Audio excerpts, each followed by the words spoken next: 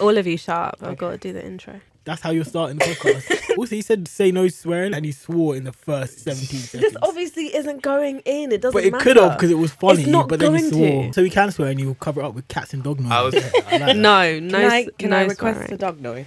We're not swearing. I'm more of a Take dog note. person. We're not swearing. I've got a really That's good growl. alright. You can actually cut this audio and use it to Are we edit mine. recording? Yes, we are. can We've cut been this. recording. I'm going to do my growl. It was okay. No, it was good. I've got a good bark actually. Oh, but I'm not Jesus gonna Christ. bark. Sorry, go. I really want to hear this part.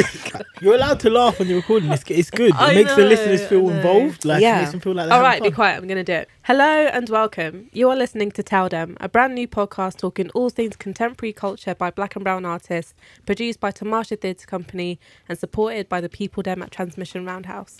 My name is Toby Chera Martin and I am the host for season 1. On today's episode, I'm joined by Birmingham hailing Billy Shakara, who's currently based at London's Old Vic Theatre as resident director, and Badman presenter and producer Scully. I'm really excited about today's conversation, so let's get right into it.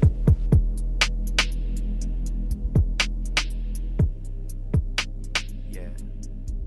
Reach out to me. Yeah. Swag! Hey guys! Hello. How's everyone doing? We're here. Fantastic. It's cold. It is cold. Is it cold? I feel good. It's cold outside. It is cold Yeah, outside. generally in the world it's cold. Let's not tell lies in the first minute. Well, okay. It's cold in the It's Western cold world. outside and it may snow. Yeah, it is going to snow tonight, apparently. That was a real slow talk, like small talk to begin, guys. I just want to say. Okay. Thank you for noting. I mean, it's not even. They're going to be could've- listening to this you in a could've couple just- of weeks, you and they're going to be could've- like, yeah, But Why you, is it is it about cold weather? anymore? but It's you could have fully just spring. moved the conversation on instead of being like, that was a really slow. well, I just guys." wanted to make sure that we don't do that again. Okay, we won't. Here we go. Let's continue. It's going well. Right. That was, yeah, okay, fine. What's been happening in the world? Let's go from there. No, I was going to do a how's everyone's week Oh, going. okay, let's yeah. Okay. Me, my week is going fabulous. It is what day? Thursday. Thursday is a good day. It is approaching the end of the week. I have just finished the vaults actually, which was cool. So I've just spent some time in a very dark cave, which was really exciting, underground for about a week. So it's nice to see the light again. What are you doing at the vaults? I just did 17 by Frankie Meredith, co-directed by Finley Rose Townsend. Oh, cool. Yeah, exciting times. So it's nice to be out in the rain. How about you, Scully? This morning, I went to a gym that was underground. It was really weird. It was really interesting. I've never been there Did you hear before. the underground, like the noises of the tubes going past? No, but you weight that shake? did remind me of another story that I found out today. That in Florida, they thought there was a sinkhole. Yeah, so they went to go fix the sinkhole. It turns out it was a 4-foot tunnel that was dug into the local bank, and people were planning to rob it and get out via the tunnel. It was amazing. It was amazing. It would have been a great film. We can make it like a theatre production. You two, shout me. Yeah. Holler at me. Let's get it going. All right, then. When was that? This week? It was literally today. Today. But in answer to your question, my week's been good. It sounds good. That was a whole tangent. That wasn't actually about your week. Well, it kind of was about your week. Why is your gym underground? Yeah. Do you know what it is? I've got this gym membership. That means I can go to any gym. So I'll just go to any gym when I'm about places. I was like, oh, I'll go to one like close to work today. And I went there. I turned the corner and it looked like a tiny like corner shop. And I was like, this doesn't make any sense. All right, cool. And I walked in and it was just downstairs. And you turn and you go downstairs again. And I was like, right, this is a Fully basement gym. underground. Yeah, this is really weird. And it had loads of levels underground. It felt really cool. I felt so sleek. I felt like Batman. Okay. What Batman goes to the gym underground? In a You know? cave. Yeah, but there are specific reasons for why Batman has to do that. Yours is just It's I the just went to nearest that. gym I didn't know to it was work. underground, by the way. I just turned up and it happened to be underground. I didn't choose to go there because it was underground. okay. Kind of makes it a little bit better. Thank Anyway, you. a lot's been happening this week. Nikesh Shukla and Chiman Suleiman have The Good Immigrant US. That's just come out. Woo, woo, woo, woo, Exciting woo. time. A teenager was arrested for stealing a PlayStation by weighing it as fruit, Woo, woo, woo. which I'm down for that. I feel like that's quite I feel like it's inventive. I I feel do. like he's inventive, innovative, creative. I think he deserves as much celebratory noise as I think he should have been everyone else. arrested. I feel that's a bit extra. I feel like No, it's a not at bit all. long. I feel like he's getting better deals than we are on Brexit right now. So Oh. free the guy. Honestly, £8 for a PlayStation. What a dream. That is a good deal. You know what I'm saying? Teresa can't do that. Are you trying to do the same with MacBooks? Shh, don't bait it up. Now it's bait, okay? And now I can't do it. Because when one goes missing, this can be used in a court of law. This is But- why I don't want to use my full government name. That's Here we go. The There we train- go. Now we're talking about full The gun. train of thought, though, to say, actually, why don't I take this PlayStation and just weigh it as fruit? I think that chain of thought is genius. It's genius. I feel like they should have just given it to him. It's almost on par with like the Basmati rice guy from the London riots. Yeah, but I like didn't- that guy. I don't think they're on par, though. I don't think they're on par. Because I think their sentences are on par because he also shouldn't have gone to jail. Yeah, but I think the Basmati rice guy just wanted to have a good time with his friends, and he wanted to get involved in the looting without actually doing anything too serious. So he's like, "Yeah, do you know what? We need to cook rice all the time. I'm gonna take some rice because it's not that deep, and if I get caught from this, surely they're gonna give me a slap on the wrist." Sufficient. And then he got caught with his 20 kilos of rice, however much it was, and the government for 20 some kg, reason you're right. decided was a 20, big bag. 20 bags. yeah, they decided to jail him for like 2 years, I believe, which is 2 outrageous. years? That's not, no, outrageous. that's not okay. There are people who were slashing each other in an Everton Millwall football match last week I just saw that. who are probably not going to get any jail time. No, one of the guys got slashed in the face, and a surgeon offered him free cosmetic surgery to cover up the scar. Imagine. It must be so sick to be a white man because I was watching the Ted No, Bundy tapes. for real, yeah? tweet it. I was watching the Ted Bundy tapes, yeah. Mm. Oh, And like can't. everyone was like, "Oh my god, he was so handsome." I was like, "Right, his face don't even slap." Yeah. And First then of all, his face don't even slap. the judge was like, "Oh, he's so smart. I would love to have him like work as a lawyer. It's a shame you yeah. murdered and raped all those women." I was like, "Rah!" So I just caused a bit of trouble in class, and my teacher's like, "Yeah, I hope you fail." And he is literally a serial killer. And the judge is like, "Oh, I would love Oh. for you to be a professional Would lawyer." have been on my great side." if we could have worked together. What Yeah, a the shame. judge Like- was like really apologetic about. Bruv, he wanted to sentencing give him a him. hug. Yeah, It was it's like, weird. oh, it's a That's shame. He weird. was basically like, you could have been my protege, but All the girls were in the crowd like, yeah, like they say he did it, but he probably didn't do it. I'd love to marry him. Being a white man must bang severely. Shouts out to them. there's been more sentencing this week, but this time for playing a drill song. Yes. So Skengdo and AM Mm. were arrested because basically they have a song where they diss their ops. And the police were like, "Oh, if you perform a song live, you have to go to jail." Which basically there was an injunction on it, which doesn't really make sense because I think what the police don't understand is if they've already made a song about it, that means the event has already taken place. Mm-hmm. And if the song is already recorded, telling them not to perform it doesn't make sense either because their ops aren't going to their shows to watch them perform tunes. Mm. So it's not like them performing it is going to aggravate them anymore because they're not there. Like, if you had a problem with Skengdo and M, the number one place to not be is a show where all their friends and family and fans will be in a room cheering them on. Like, that's literally the worst place for you to be. Yeah. So you're not going to be there watching them perform the song anyway. So I don't understand what an injunction does. Like, it's just like, hey, here's a slap on the wrist.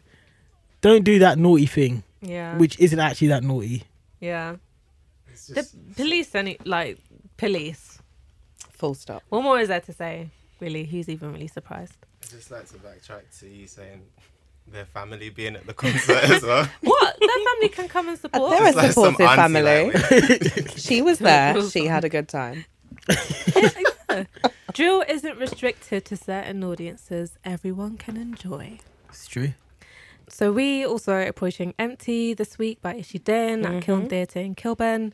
The show explores quite a few different themes, I feel like. But something that I wanted to talk about before we even really get into the themes is about the people that are reviewing it. A lot of very interesting reviews came out. Theatre's got a history of, I feel like it's like 7 people that really get to review everything for like the major newspapers anyway, and Yeah. the major readers. It feels like 7 white men. and one white And woman. one white woman. Big up, Lynn. Shout out to Lynn Gardner though. She's a G. And I just wanted to talk about this thing that about certain demographics constantly reviewing work that isn't culturally related to them, and actually what that does in terms of how people talk about work that's made by Black and brown artists, how it's put out into the world. You know, like all of these kind of things. I feel like. But Toby, didn't we just go through this? White men can do whatever they want all the time. Yeah. Like, that's what life is. It's just white men doing what they want all the time. Yeah. But you can't just be like, oh, well, that's just life. It is just life. That's what they're on. That's That what they're sounds like on. a defeatist attitude to me. I think, Nah, do you know what it is? You just have to live life like a white man and do what you want all the time. for real. Yeah, that's the Yeah, key. but Skengo couldn't do that. Look what just happened. He's gonna bust case. See the guy. I think it's interesting. So I read Michael Billington and what he said. Let's name and shame. Michael Billington, what did you say? We all know who he is. Let's talk about him. So for anyone that doesn't know, Michael Billington is one of the longest running theatre critics. Reviewing for The Guardian. Yeah, reviewing for The Guardian. Has been for as For long as I've been time. alive. Toby, why are you laughing? What? I feel like somebody should ad-lib, like, have you ever watched like a New York freestyle radio, like, where somebody sends shots and somebody else is like, That can I be feel like why that she can be does this, Malachi. yeah. What? I will Thank take you, that. Toby. Okay, Thank you, thank Mike. you. Thank you. What was interesting, something he said in his article was he didn't think that the protagonist was actually the friend. So they weren't friends. Without giving it away, he didn't think that the Pakistani protagonist wasn't friends with the guy he's friends with. Does that make sense? No. No. Everybody's looking at me blankly. I think I get what you He mean. said the reason that they weren't friends, he said the only thing they had in common was that they came to the country at the same time. So he didn't think that they were mates. He didn't basically. think that they were mates, Okay. which is interesting because as somebody who has never experienced that, how would you constitute what friendship looks like? And literally coming from a different country all the way here, doesn't that constitute a friendship? Yeah, I was gonna say, like, first generation immigrants, that is how your friendship is built. Like, if you come from the same place and you're now in another place and there's no one around who is from the place you're from, that's your friend automatically. That's automatically your That's friend. it. So, Michael, what are you talking about? So when I first started reading it, and that's like literally the first thing I saw, I was like, as a white man who was reviewing Ishi Din's play, if that's sort of the ideology you're coming in with, then maybe you're not the right person to be reviewing it. Yes. I agree. No, I do agree. So then what needs to change then? Well, this is the thing. So I feel like I think there are lots of conversations at the moment about like needing to diversify critics and blah, blah, blah, blah, blah. But I think it's more about like what even is like criticism, like who is a critic. Absolutely. Like, I think it's always in relation to like The Guardian, The Evening Standard, The Stage. Like if you write something for those outlets, then you're a critic. And that's it. You can't write any. If you write something for anywhere else, then it doesn't really count because it's not like it's not a headlining outlet. And I find that more problematic. So what to we an need to be extent. doing is diversifying our critics, right? So we have critics of colour, don't we? As a new thing that's been out and about. Malachi's nodding, so why don't you chat about it? No? Okay, he said no. Yeah, but again, they're not. It's only like Bridget out of that cohort. It's only Bridget that's considered a critic. The others are considered people that write for critics of colour. But even if they wrote something and put it out on a Tumblr page, it wouldn't be classified as important as Michael Billington's piece because it's not in a well-established because they ain't white been around institutional as long as I've been paper. alive. Yeah, it's just more about the places that they are posted on. It's difficult because you have this problem with all forms of art that is not regarded high art in the wider form of culture, which is where the people who critique it aren't necessarily the most well equipped to dismantle it and discuss it from all levels. But at the same time, you don't want to open the floodgates and be like, well, anyone's a critic, because when you let anyone be a critic, some people, although they might come from that culture, might not be well equipped to understand it and dissect it in the way that it should be in forms of high art, because how it can be is all art can be high art. You just need to have the knowledge and the eloquence to be able to discuss it as such. Like, there are people who can sit down and dismantle a drill song and make it sound as beautiful as any sonnet that was written in the 16th century. Did I say sonnet? I meant sonnet. I don't care. You said sonnet. Well, it doesn't matter. Oh, yeah. I'll pronounce it. Listen, my gonna- notebook I was says just South gonna London and ignore proud, but yeah. So Okay, so what is a critic then? a critic is somebody who has enough wealth of the culture that they are reviewing, while at the same time has the ability to dissect a subject with appropriate critical thinking and knowledge.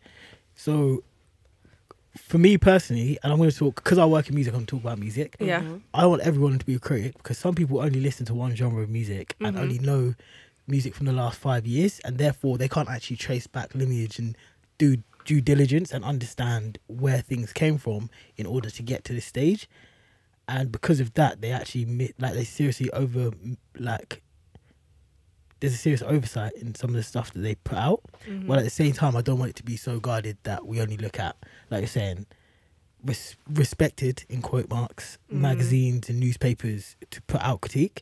You need a healthy middle ground that is, like, you can find it everywhere. There is always someone within a culture who understands the beginning and the end of where it's at.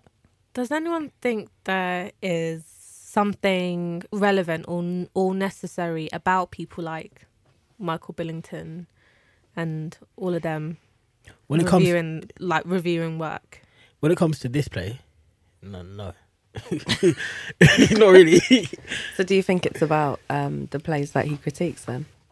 Yes. Yeah. I mean, like, he's going to review, I don't know, I'm going to struggle to think of a play now, but like, there are plays that he can talk about and understand in a much better way than you or I can.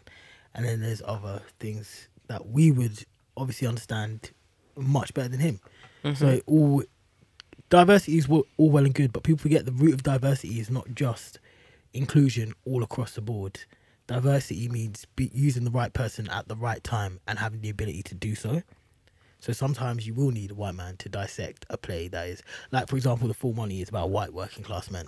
Like, Michael Billington, he might be middle class, so he probably shouldn't even review that. But you know what I'm saying? Like, like, Full Monty is about white working class men, so a white working class man should dissect that.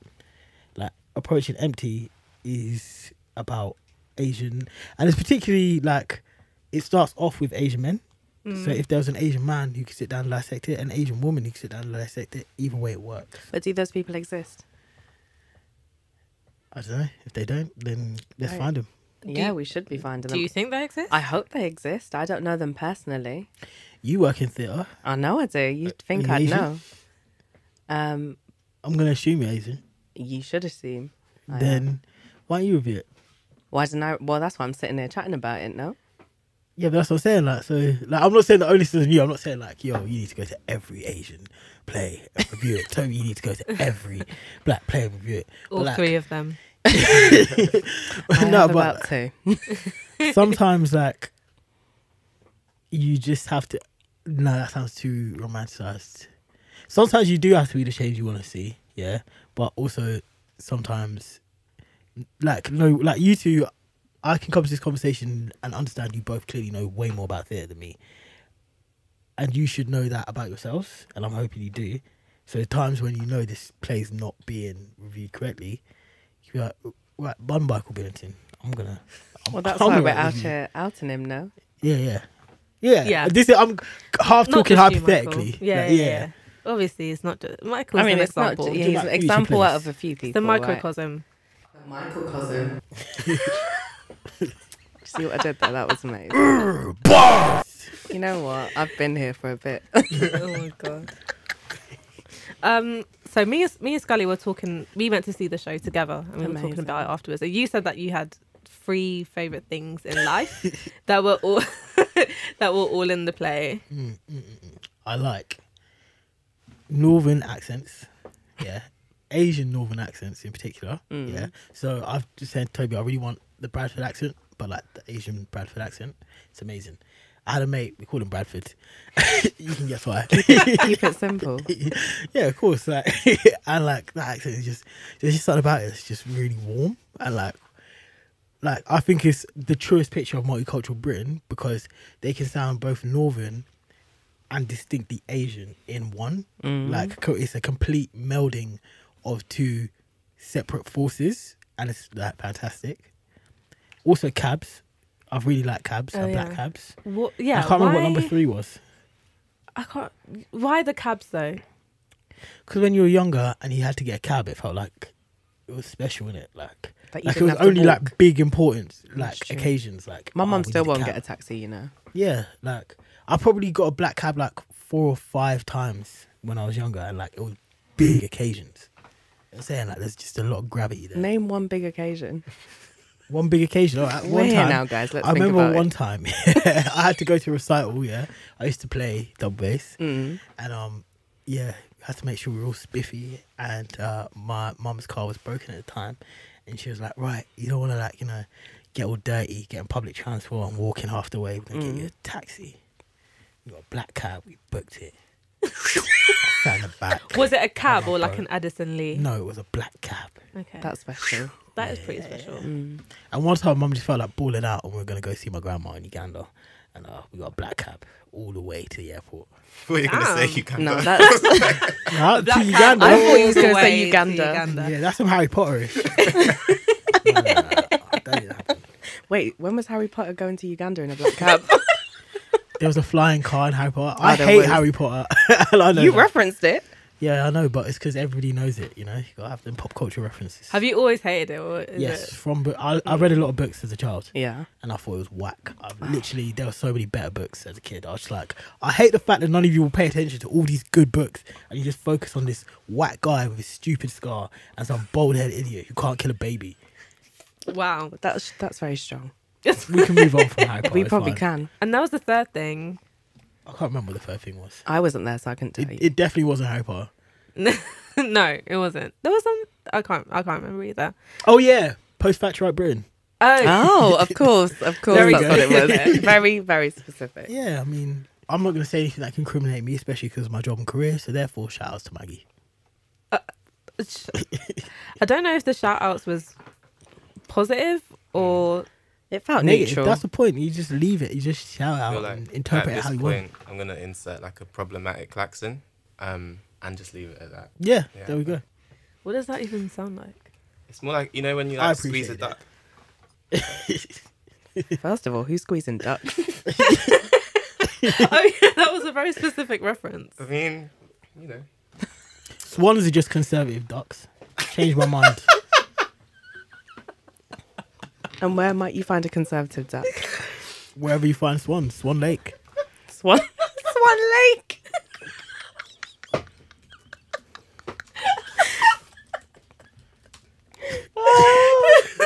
Okay. And so something else that I wanted to talk about is it's kind of what you're saying, I guess, about geography, London versus versus the rest of the country, pretty much, but also just like being an artist in these different areas, and how these kind of inform, or might not inform experiences, communities, stuff like that. I think in this play, do you think that the fact that it wasn't set in London, it was set up north, informed anything about it? Or do you think it's like a universal thing? Because, you know, sometimes you watch something and it's like it's set there and that really informs the piece of work and it can't be universal for that reason. Or do you think it was actually it was quite a universal thing anyway? I think there's definitely universality in the play. I think we all can sit and talk about cabs, can't we? From wherever we're from. Big up Kelly's. That was my local cab. But I think there is something in it being regional that is so beautiful. So I think when we talk about the universality of it, I think that it was truly relatable to everybody that came to watch it, regardless of being from London or from the regions. Does London count as the regions? That's a really silly question, but I'm going to ask it. No. Okay. It It's doesn't, but technically it is a region. Yeah. I dropped geography in like year 8, so technically it's a region. Technically, yeah. but it's not the regions. Yeah, there There's you a have it. difference. Yeah, But Okay, then I'm glad that's we about clarified. London being centred, isn't it? If everywhere else is. I mean, region. I don't think London is centre, but that's also because I'm from Birmingham.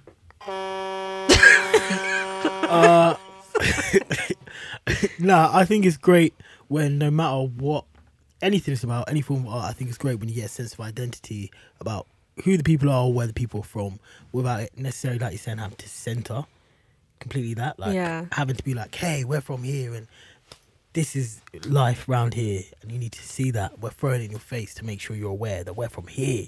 I'm not saying it was subtle that they're from up north, but it wasn't like they made it a big statement. Like they didn't dance around it.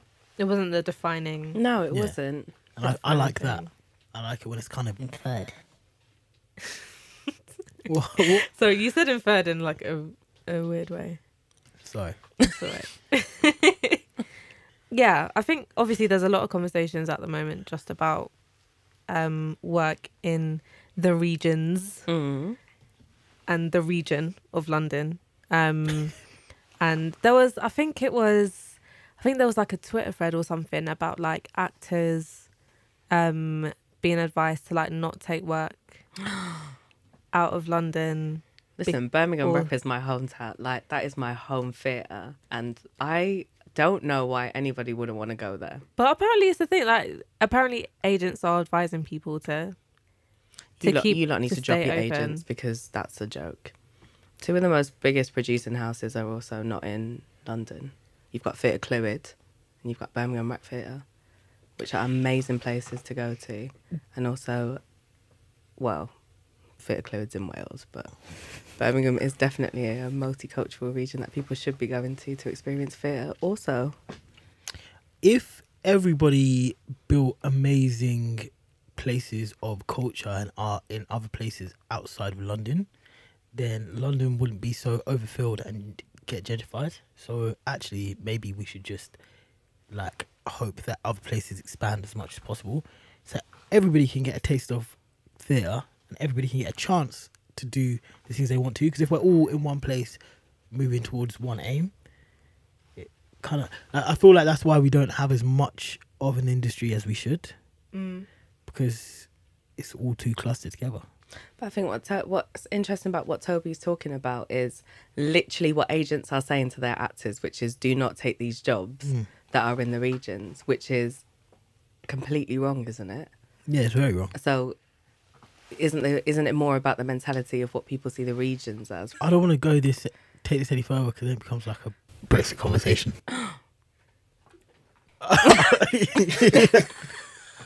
It's fillers. No, I was just gonna say that like the attitude we have towards the regions is like it's detrimental, and it's the reason why, like you're saying, the agents are saying these things, and it's why we don't try and expand or talk about these places with any real depth. We kind of just like try and tar it with one big brush, and we're just like, yeah, don't do that. It's much better to be in London. It's a metropolitan city. You'll get better jobs if you stay around here.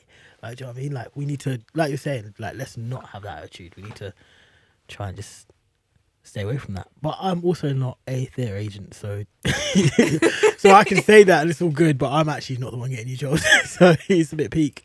I remember when, I think it was at South Meets Southwest, and there was like a UK stage or like a British stage or something like that, and actually people were saying actually it's just a London, Yeah. it was just a London stage, but it was kind of classed as this like the Brits are coming type thing, and that got a bit of backlash for, I guess, for similar reasons of saying, oh, it's like we're representing the UK, like UK music, UK homegrown music, British music, but it was just Londoners. happens. I think there was like maybe one or two people that weren't. It happens a lot in music, and it happens a lot in like other industries. I don't want to bait out what I work in, but like we have meetings all the time where like, yo, 90% of the people who work in this are from London. Like, we don't actually get a good picture of the rest of the UK, and that is a massive problem. Like, because you can't talk for or provide good like culture or entertainment or anything for people outside of your area if you're only representing that area. Like, it goes back to that word we all love, diversity. What does that even mean? Diversity. Right now, nothing. It's a buzzword. Just slap it on your poster. People will come to your panel. Will people come to this panel? What if we call it diversity? Yeah. I mean, we're pretty diverse. Probably. Yeah, we tick like so many boxes right now. Yes, in terms producer. of diversity. Come on, funding. Come through Come on, funding. Arts Council. Where are you? Not here. Not on this diversity panel.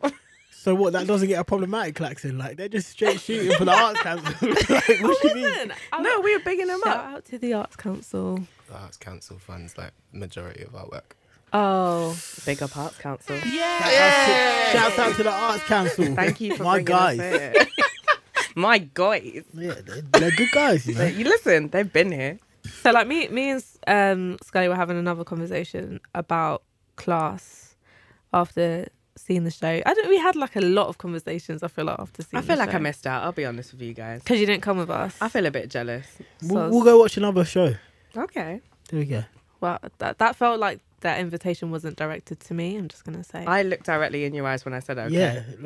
It's I clear just felt like you're it was over there. We're all going to the show. Okay. And anyone who's listening can come too. I don't know about that. That's Well. true. What if Michael Billington shows up? I'm here, guys. Like, yes, you are. Wow. Anyway, So what were you guys talking about without Yeah. me?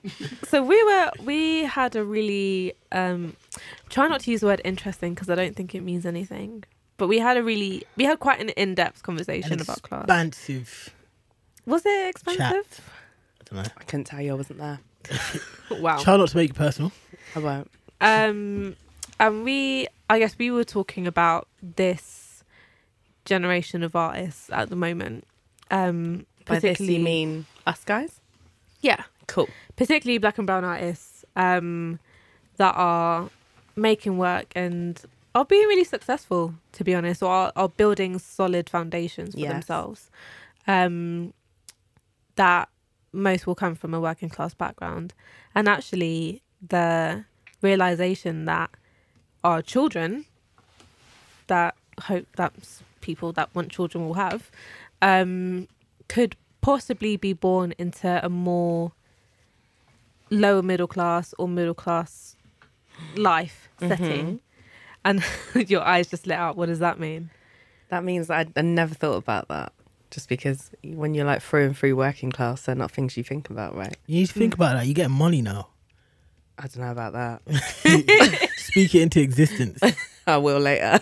But I guess at the levels that we're at the moment and that a lot of artists are at, it Absolutely. feels like the only way is up, right? And so it means that by the time those children may be born, there's a foundation that is laid that possibly didn't exist when we were younger. So yeah, and we were talking about that and this kind of, I guess, new wave of possibly black and brown artists that may have transitioned, for lack of a better word, from a working class background through to maybe lower middle class, maybe upper class background, and then our children being born in a completely different context to us.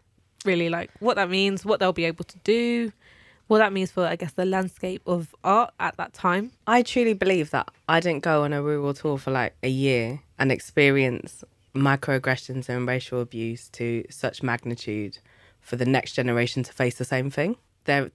We have to find reasons for the work we do and the stories that we're telling so that the next generation coming in are not in any way facing the same things. And if they are, then they should be things that we're fixing so that the way that our forefathers probably didn't, because they were faced with other issues, obviously.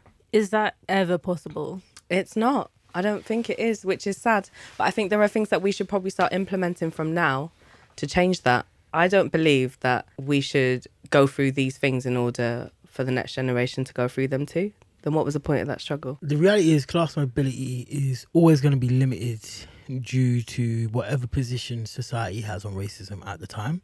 So although we're making leaps and bounds through civil rights and other movements, how far have we really come and how much further can we take it before we have children? So what difference would it make then if we've got middle class children? So you don't think it'll make any difference whatsoever? I think it has to, otherwise what's the point? I think it will make a difference. I think we're going towards an interesting time where, yeah, racism definitely still exists. We're in no way, any way closer to a societal utopia where everyone is lovely to each other. Yeah. However, racism can be called out a lot quicker, there are measures against it now in corporate and societal structures such as prison or work. And I think that by the time our children's children are having children, class mobility will no longer be a thing that is like only kept, because really right now class mobility is kept for stars. Like if you are like a star athlete or a star musician, artist, like somebody at the forefront, and you make millions, you can obviously transition class, you can come up class quite clearly because money talks and you have millions. But I think we're reaching a stage where that will not matter in a couple of generations. Like it will be a lot more simple because we won't have things that are keeping us back, and we're also getting better as races to learn how to save and lead to generational wealth, invest, and do these things that are going to lay the foundations for our family. So even if we're not necessarily the ones who get there, that they can have like a nest egg or something that sets them up and allows them the same freedoms that some of our counterparts have.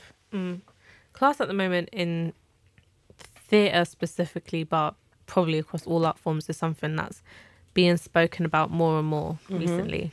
I still think, whiteness is the face of working class anyway in this country. And so the conversations that are happening at the moment are great because it's something that needs to be addressed and has needed to be addressed for a long time, but they're not intersectional. I've been thinking about us, we're having these conversations and that's good, but actually, who are these conversations for?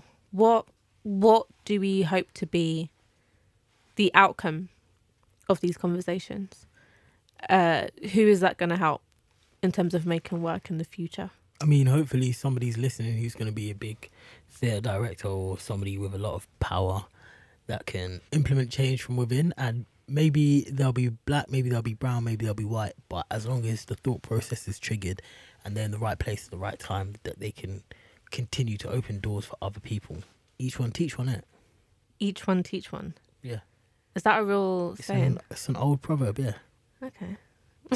Thank you. I've never heard of that proverb. Everybody, listen, I was in a staff meeting earlier today and I said it takes a village to raise a child, and everybody was like, did you just make that up? And I was like, No, that's you guys haven't everyone. listened to that's proverbs. one. Like, That's because each they're one a room teach full one of- is... No, I wasn't actually. Wow. That's what annoyed me more. So there were people that don't understand villages and the ecosystem apparently. within a village. Yeah, exactly. That's Got a me well-known nice. one though. Each one teach one. Do you really think I just freestyled that? Yeah. I didn't. Each feel one. like I it's don't even. What does possible. it mean? Everybody who, like, just everybody teach the next person, innit? Each one teach one. Yeah. I'm gonna take Like, it. as long as you can teach one other person, that person can go on to teach another person, and so on and so forth. It's an effect that it's basically the butterfly effect. Beautiful. One thing that stuck in my mind is I can't say anything else without spoiling it, but there's a character I really liked, the brother. Okay. Yeah, the brother was amazing. He reminds me of lots of people I went to school with. Oh yeah. I think me and him would hang out and like we have a lot of fun. Shout out. Is it which the brother? Yeah. That's Manav, right? The actor. Yeah. Yes. Shout out to him. Manav, yeah. You're cool. Shout me. Let's go for a drink. Or maybe not a drink. Well, you liked his character, didn't you? Huh? It's a bit strong. It's like, let's go for a drink.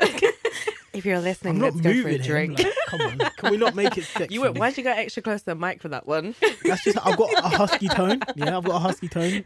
So I do Sunday night radio. I've got I have to breathe into the mic. Do you want to talk about what you were saying about the female character? I think within the dynamics of South Asian communities, the women aren't necessarily presented as the funny ones, even though we are absolutely hilarious. Within that structure of, I mean, I don't know much about taxi ranks, so I couldn't tell you, but it was an interesting dynamic of like a patriarchal structure where the woman is used as the funny person. I thought that was interesting. Because